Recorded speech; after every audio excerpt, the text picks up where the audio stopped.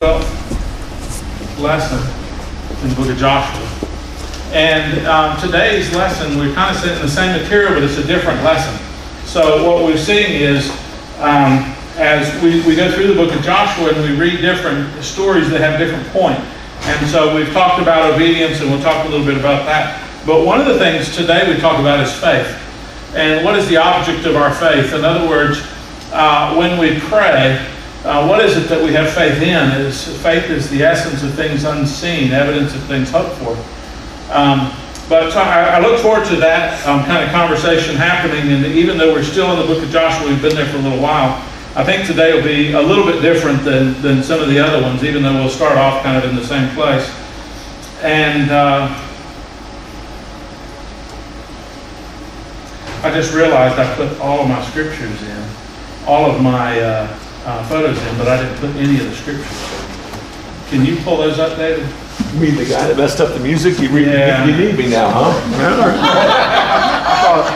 I thought you meant. Just wanted to be clear. Just wanted to make sure I understood. You can compliment me. Oh, look at this bird. I'm like, yeah, that's a good job. We got all my pictures in. It's the first time it went really smoothly. What version? New Living is what I've been doing. It should be the one highlighted. Yep. Joshua chapter 14.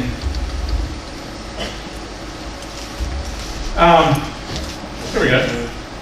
If you'll add them, I can control them from here. I got them. Did you add it to the schedule? How many you need? What, 14? The whole thing? The whole thing. Let me think.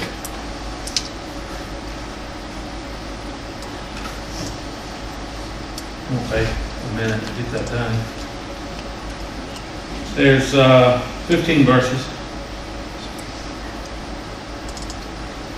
See if that does what you needed to do. Yep, it sure did. Thank you. Don't mention it. So we're in chapter 14, lesson 12. So we've done a little bit of doubling up, and then next week we'll do that again. But for tonight, we get reintroduced to a character who's been missing for a while. So back in the book of Numbers, when it talked about Moses coming out of Egypt and all of this kind of stuff, and he sends over a couple of spies into the promised land to look around. One of them was Joshua, and we've seen him the whole time because the book's named after him. What in the world happened to Caleb? Caleb was the other one. Remember, there were 12 that went over. 2 of them agreed, yeah, we can take this land. Joshua was one of them. Caleb was the other one. It was very particular that all the rest of the people who were in unbelief died in the wilderness. So these are the only 2 guys that are the oldest, and they're older than anybody else. All the other generations passed on in the wilderness. What in the world happened to Caleb? And so what we see in this chapter, chapter 14 of Joshua, is we get reintroduced to Caleb and the story that he has. And so I want us to kind of read a little bit of that, and we'll talk about that as we go along. So Joshua chapter 14, verse 1, and we'll read 6 verses and then talk about those a little bit. So the remaining tribes of Israel received land in the Canaan as allotted by Eleazar the priest, Joshua son of Nun, and the tribal leaders. These 9.5 tribes received their grants of land by means of sacred lots. What are sacred lots? It's already been promised. I'm sorry? What's something already been promised? Yeah, it could be. One of the things that they would do, and remember this is how they picked Dice. the 12. It was a set of stones. And so they would say, people say, well, it's not chance. If it was lots, it would be by chance. If it was sacred lots, it would be by God's provision. So if you roll a dice, is that a chance? Will it land on 1 through 6?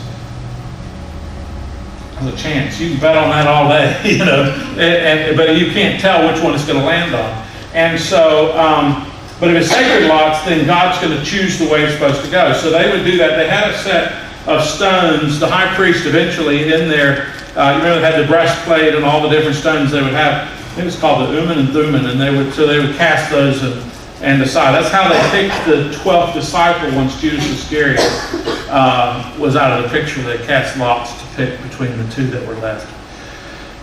So they cast lots in accordance with the Lord's command through Moses, one of the ways that God would speak to people during that time. Moses had given a grant of land to the 2.5 tribes on the east side of the Jordan, but he had given the Levites no such allotment. We talked about that last week, but this is a little bit different. the descendants of Joseph had become two separate tribes, Manasseh and Ephraim. And the Levites were given no land at all, only towns to live in with their surrounding pasture lands for livestock and a possession. So the Levites didn't get a territory, but they'd get a town here and a town there to live in. So the land was distributed in strict accordance with the Lord's commands to Moses. So here's the interesting part of it, okay? There were 2.5 tribes on the eastern side. We saw a map last week that was pretty good. It was Reuben, Gad, and the half tribe of Manasseh. And then it tells us the Levites got none, but then it says Joseph. What was important about Joseph? You remember?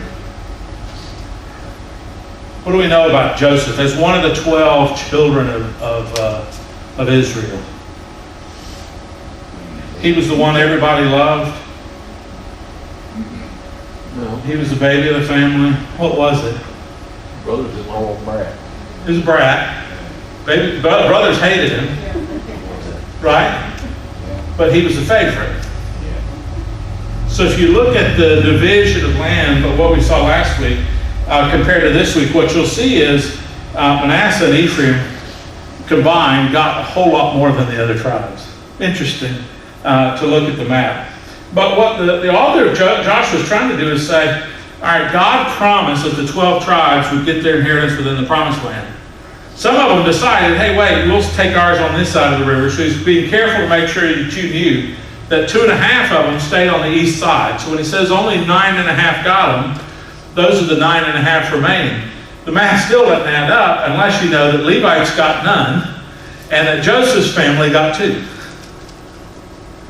Which I think is interesting because Joseph was wearing a coat of many colors, right? He was bragging about all that he had. And so they threw him in a pit and then they sold him off into slavery, but he's the one who ended up coming back and saving them.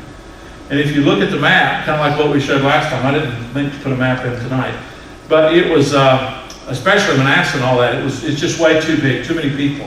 In fact, when Joshua, we'll get there, I'm getting a little bit ahead of myself, but when Joshua gives Ephraim their part, they say, wait a minute, we're too big for this little tiny land. And so it looks like those 2 particular tribes have outgrown some of the others.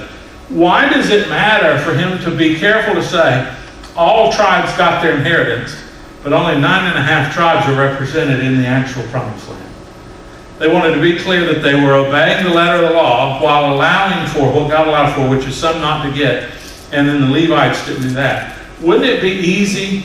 This is the smallest, I mean, if you were being clear, you'd say the minutiae, the little details. Wouldn't it be easy to let some of the little details slide?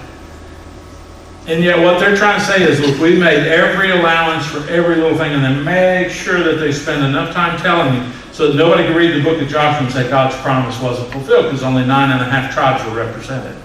So they want everybody to know. Let me ask you a question. Is it easier not to break a big commandment, or is it easier not to break a small commandment? Probably the small. Think about it. I'd say the big ones. I think it's Don't kill, but I think it's real easy not to kill necessarily. It's a whole lot harder not to tell a little white lie.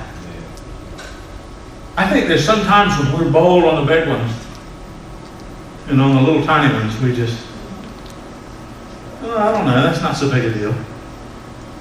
And so here what he's trying to say, I think the message is, we were obedient in all the little details. All the stuff that we were supposed to do, we did it in that way.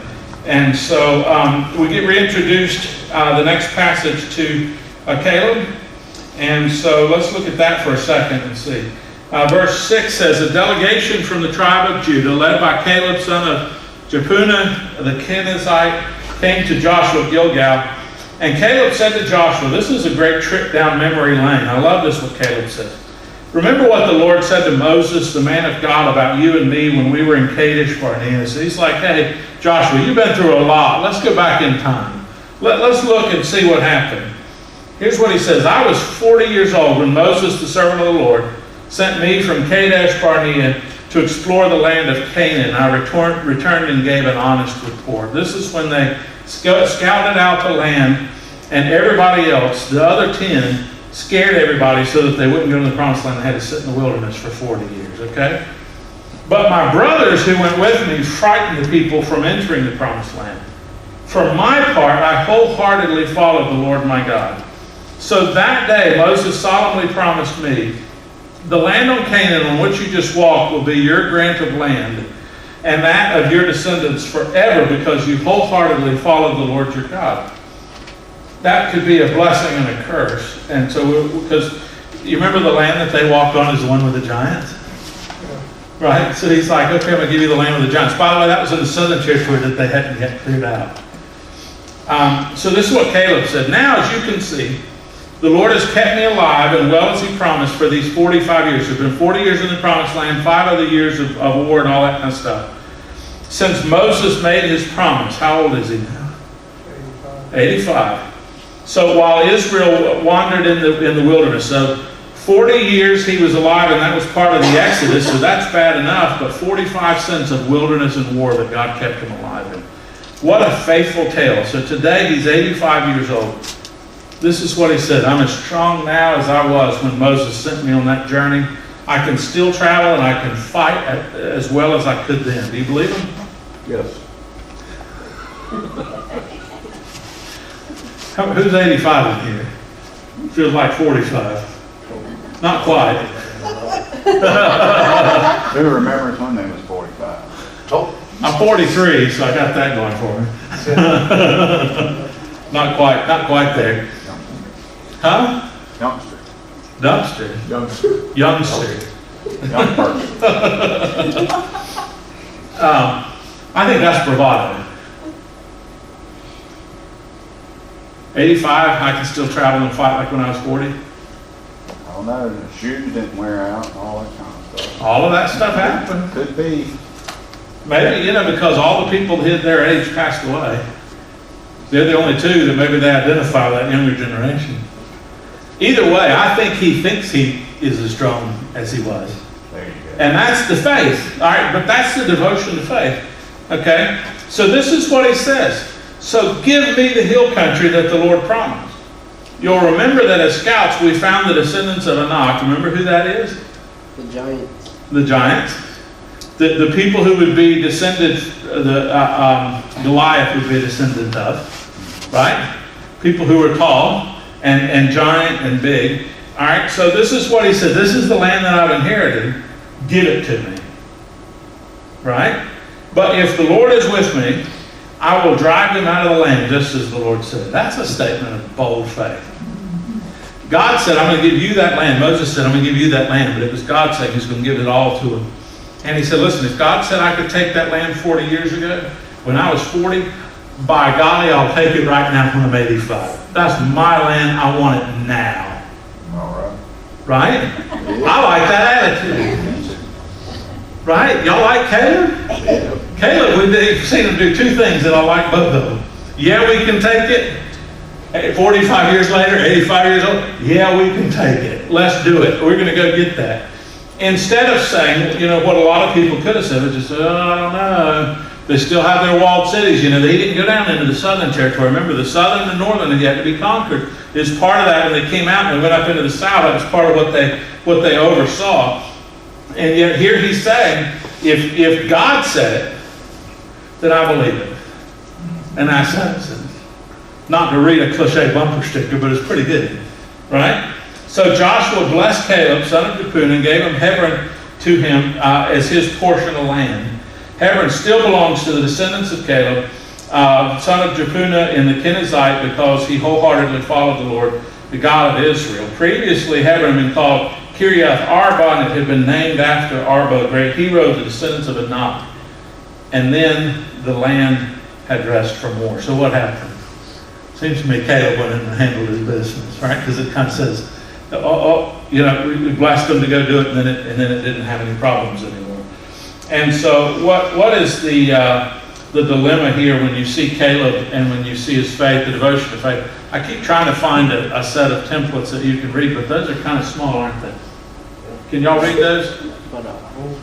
You read as well as you did 45 years ago? Yeah. What do we see as his devotion to faith, right? I wholeheartedly follow the Lord 3 times in that passage. Every time Caleb got an opportunity to do something, he said, yes, Lord, and did it. right? His faith required courage.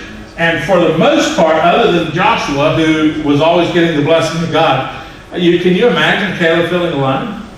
When he told Joshua that story, he told it as if there were two groups, Caleb and the other guys. He didn't say you and me, he said me. I said it, right? Because Joshua went off and did his business, and he was with Moses and all of that. Really, Caleb was the only one who went back and actually fought and did. Because Joshua was the kind of commander. And so, but here's what Caleb said, listen, I did it, everybody said I was wrong, and but I did it anyway, and I followed and I wholeheartedly. But what was it? So he had devotion to faith. What was that faith in? If you and I have faith, and this is what I think, I've had several conversations recently, and it seems to be a thing. Here's what I think sometimes. I pray for something, right? And if I don't get it, what do we commonly think about our own faith? Not strong enough. Right? And so if you and I are basing our prayers on our faith, what's that do for us? We'll come up short. We're going to come up short. Because our faith is always really going to come up short. Our faith is not in our faith. Does that make sense? Yeah. We're not having faith in the fact that we can have faith. We're having faith in what God said He would do, that He'll do. And so it's interesting to say that our faith has to have that object. And it's really not faith that God can do something. It's faith that if God said it, He will do it. And so the object of Caleb's faith, go back and read that passage and read all of the verses that Joshua points to, but he says the Lord's command, that the Lord promised just as the Lord said. So here's what Caleb said. Caleb's got this mighty faith. If God said it, I believe that settles it. It starts off by saying, if God said it, then I believe it. So it was the promise of God that God was going to fulfill. Then his faith is in God not failing. Not himself not having enough faith or not anything else happening. But here's the thing. What if God didn't say it? Can you believe something will come true that's not based on somebody making a promise that it will come true? What's your faith based in? True. Huh? True. Yeah.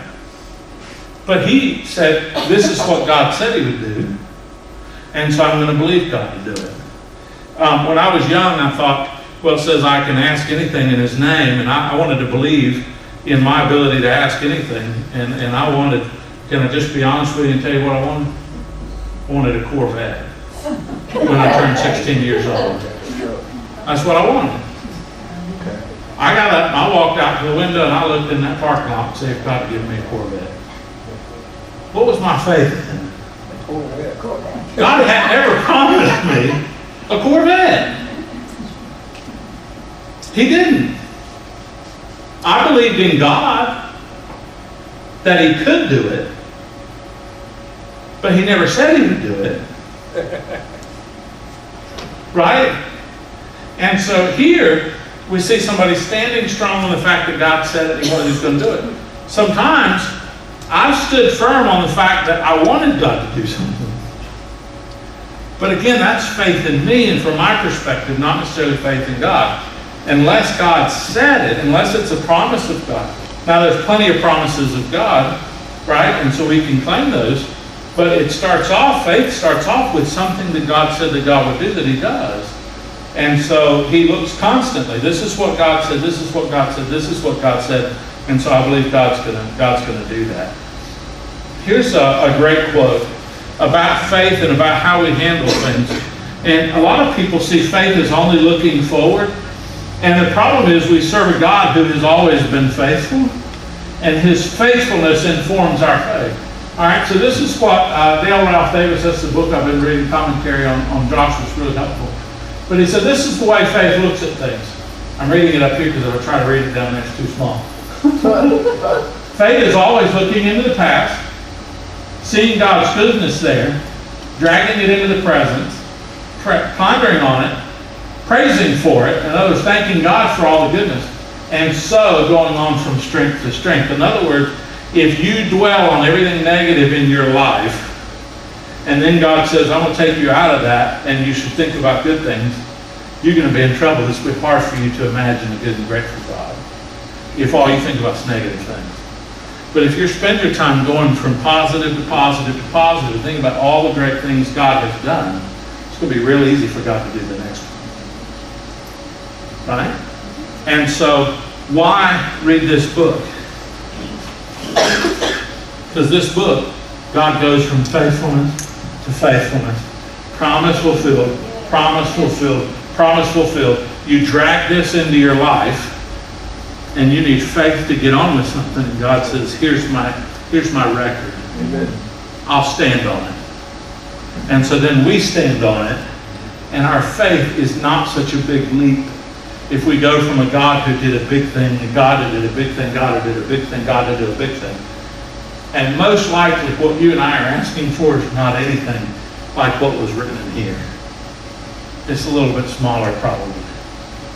And so then our faith is not quite as challenged. But it takes us being reminded time and time again. Joshua is just an example of the faithfulness of God. Caleb serves as tonight example of the faithfulness of God. For us to look at and for us to read and for us to follow. And that's a good place to be. All right. So we have faith. What do we do with that faith? In Joshua chapter 14, verse 12, I put it up here so we could read it again without going back to the other. So Caleb says this, so give me the hill country that the Lord promised. You'll remember that as scouts we found the descendants of Anak living there in great walled towns. But if the Lord is with me, I'll drive them out of the land, just as the Lord said. There's a lot of energy in that. There's a lot of confidence in that. How many of you have met really confident people? You ever walk through a hospital? There's layers of confident people walking through a hospital. In my mind, in my experience, some of the most confident are wearing the white jackets. Right? If I ever have somebody work on me, I've not had a lot of surgery, knock on wood, wherever it is. I don't want to knock on the cross, I don't know about that. Well, wait a minute, how does that work? Knock on wood is a superstition, there's a cross. I'm just saying that, knock on wood, you know. And not that I'm superstitious, I'm not. I walked under a ladder the other day, nothing bad has happened. Yeah. Yeah. Yeah.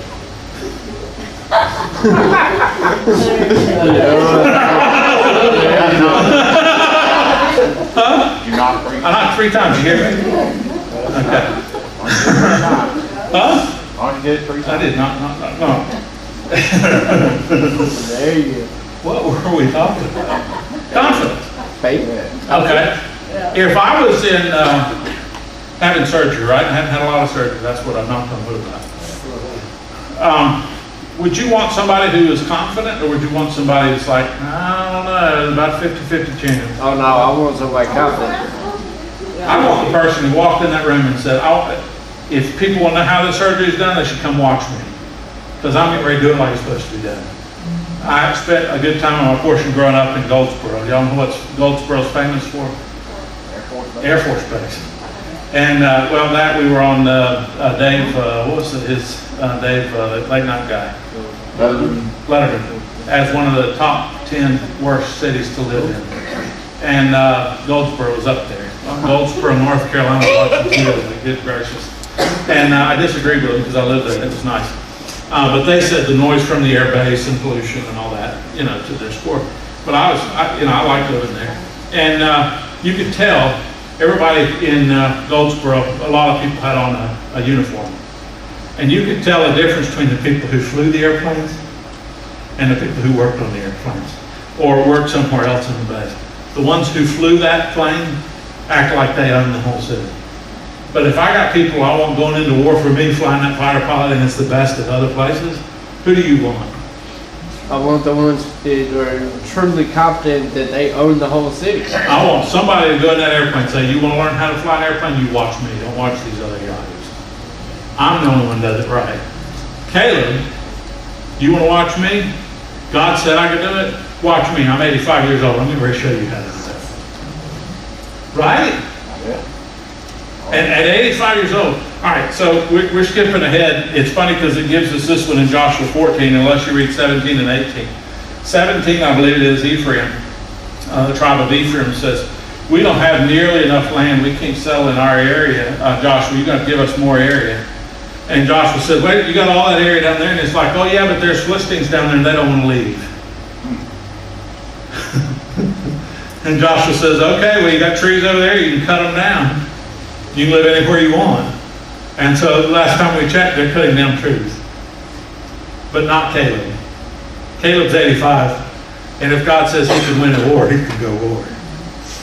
I like that. I like the confidence in that. Because it's not confidence in Caleb, it's confidence in God. And that's faith. Faith is the confidence in God. Not confidence in ourselves. I've seen a lot of people pray who are confident in their ability to pray. That's not the point. It's confident in the God we're praying to. And so I like that. Okay. 2 stories. So I got 2 pictures. There's a story about, this was years ago, an American shoe company. And they're trying to sell in other markets besides America. So they sent a salesman to a foreign country. And he got off the train and walked out and looked around a little bit and sent a cable. This is the way the story is, right? Sent a cable, said, I'm coming home. And they said, why are you coming home so quickly? He says, they don't wear shoes here. What am I going to do as a shoe salesman? The people here don't wear shoes. Hey. So he went home. All right? So what did the company do? Sent another salesman. The other salesman got there, quickly walked outside, looked around, sent a cable back. What did his cable say? I'm coming home. No. Send me as many shoes as you can get. Everybody here needs what I have to offer. There's not a person here who's already got a set of shoes that I have to compete with. This is going to be the easiest thing in the world, selling shoes to people because they don't have shoes. Right? So we walk around and we're Christians. Even just in our own profession, whatever it is that we do, we look at things 2 ways. Either, I can't do this, or this is going to be the easiest thing ever. If God said, if God gave us an opportunity, it's really not going to be, you know what I mean? And so that confidence and that faith, that devotion to our faith in God is what gives us opportunities to say, all right, so in the United States of America, we try to present the gospel to a lot of people who've already heard and a lot of people have a negative opinion about the church. Okay? In places like India, they don't have that. And so in places like India, you walk around and think, oh, they won't be open to Christianity, but you tell them about a Savior who died for them, they've never heard that before. And so there are more people going to one church in South Korea than there are going to the top 10 churches in Canada. Okay? There's more, you go by denomination, the ones that are doing missionary movement. There's several denominations where there are more people going to church. One of them was the Presbyterian Church of America. More people, I believe it's in Africa, I think it's Uganda, more people going to the Presbyterian Church of America in Uganda than the entire United States. There's more Anglicans, okay, so the church worldwide is Anglican. In the United States they call it Episcopalians, the same movement.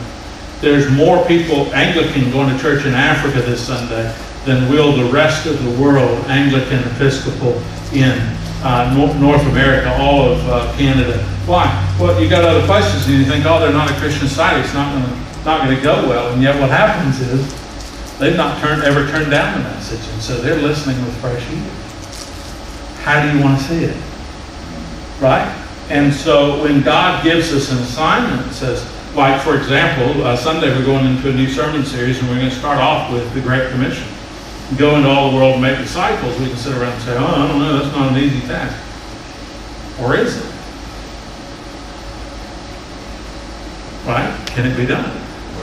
Hey, God, send me all the Bibles you got. This place is ready for it. Right? And so it depends on our perspective. All right, so here's where this gets a little bit of real. I got a picture up there of a dollar bill. And I'm going to give somebody, if they have some faith, I'm going to give somebody tonight a dollar bill.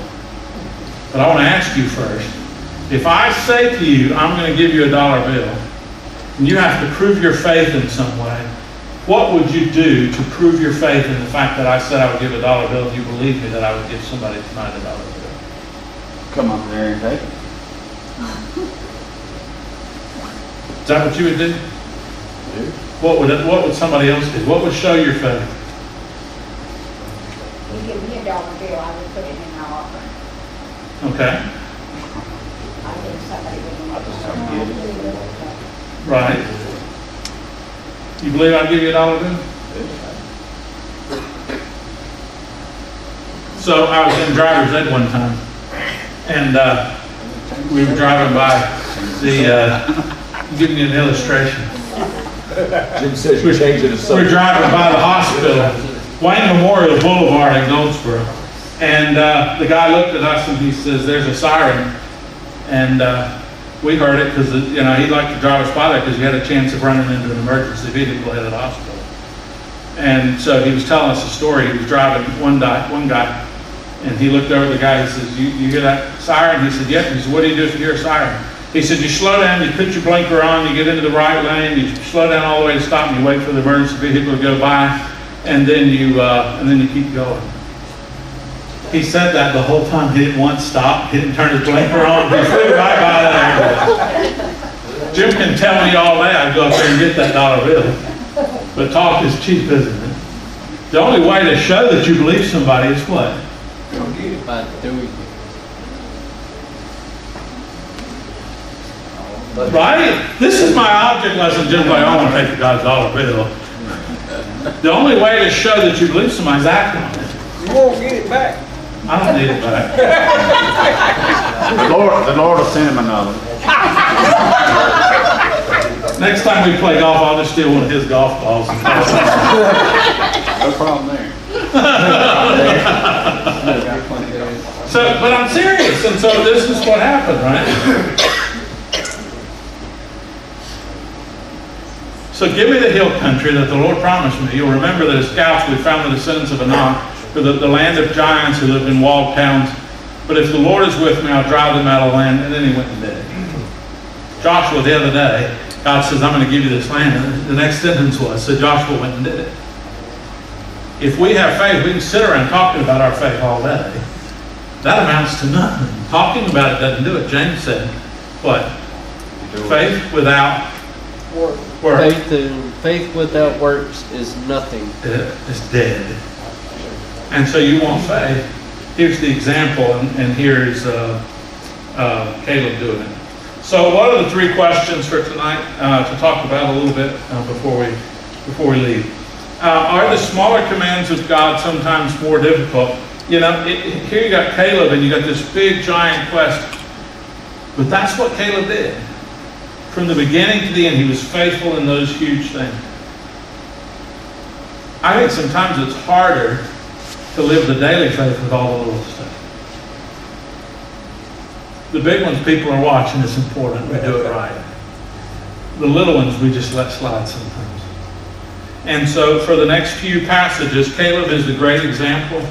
The next few chapters, it's every excuse in the book why we can't finish taking that land. And so it's not just a territorial kind of, they went in and they took this land, they gave this land, they gave that land. It's a series of people who stopped believing in the God and stopped having faith in the little things once the big were over. One of the problems is, if you look at it, a lot of people started automatically following the Canaanite religion. They got their inheritance, boom, no more worshiping God. Interesting. And so here's what happens, okay? So the Canaanite religion, they call it a fertility religion because the Canaanites most worried about their crops every year. So if they think about a good God would give them good crops. If God was mad at them, he would, cause a drought and they would not get good crops. And so what they would do is a fertility religion. In their temples and things, they would have fertility rituals, including prostitutes and things like Rahab. And so they would go in and pay their money, commit an act of fertility in the temple, and their God, who is a fertility God, would be happy with that and give them good crops. Okay, I'm not sure the logic there lines up, but that's what they thought. The children of Israel come bouncing in, and they're eating crops that they never planted because their God gave them to them. And yet they immediately get in that area and say, "What do you do for healthy crops next year?" "Oh yeah, let's do that." They had never had a bad crop. They automatically began leaving it. And so, remember, the end of the book is about keeping it. The disobedience started pretty immediately. So when we start reading the next few things, we'll see some of that. And it starts off small things. Like Caleb, have you ever experienced a lonely faith? Maybe you had to stand up for something you believed in at a job where the other people there didn't believe that. Have you ever been asked to do something unethical? I've been asked to do something unethical in a church by a pastor. We're not going to do this way. We're going to do it that way. Oh yeah? Is that right? What are people going to say when they find out? Well, the whole point of this conversation is that they don't find out. Oh yeah? Is that the way this is going to go? Okay. That's interesting. It happens then, right? How about confusion between the objects of our faith? I think it's hard for us to focus on always what's important, to keep God in the middle. And one of the evidences I see for that is we tend to surround ourselves with stuff that points us to God. And sometimes that stuff takes up the place of God. Okay? So, have you ever put a cross on a wall at home? I don't have any problem with that. But I had somebody say, when I pray to that cross. I said, that cross is a symbol of the mighty true God. When you pray, you ought to pray to the mighty true God.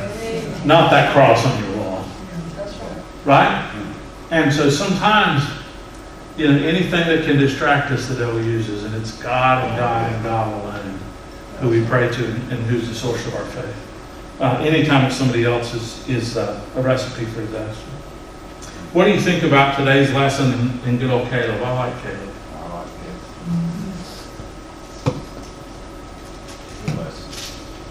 When I'm 85 years old, I'm going to tell everybody I can do everything like I did 45 years ago.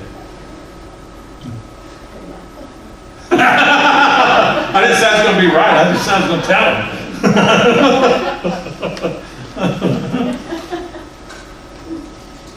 I hope to.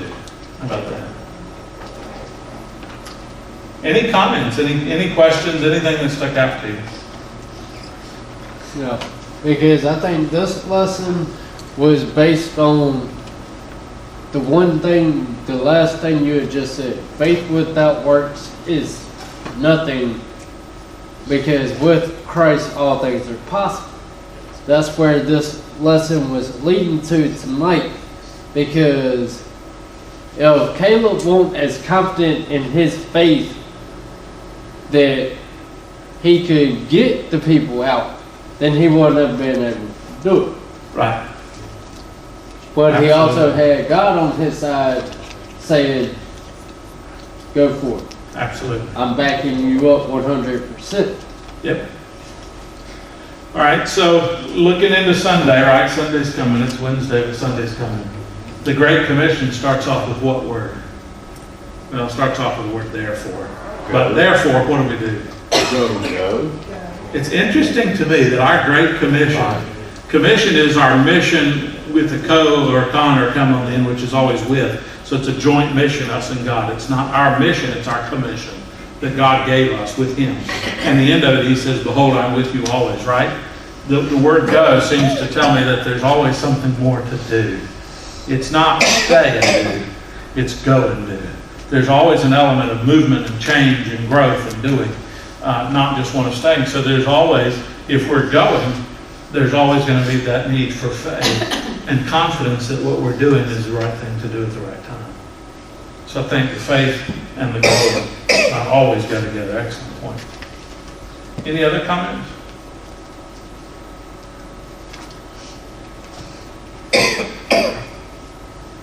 I think it's rewarding when you're praying for something and you can't even begin to comprehend how God's doing it. And then when you see how things do work out, and you look back, and it might not even been how you thought it would have worked out. Right. You look back and you think, Lord, you did that so perfect. Yeah. Bigger than we could have ever imagined. Exactly.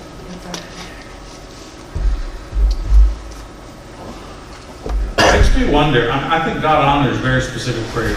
The effectual prayer of a righteous man avails much, I believe that very much.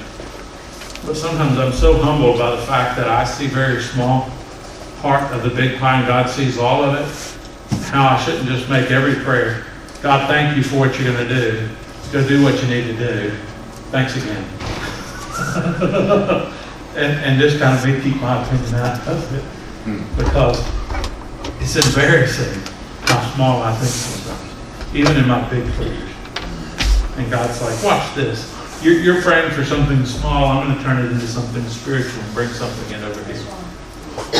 And to think about the preparation that God had to start doing to make that happen before you had your little problem that you're praying for. It boggles my mind. Well, let's pray into the end of the age as we go by your great commission.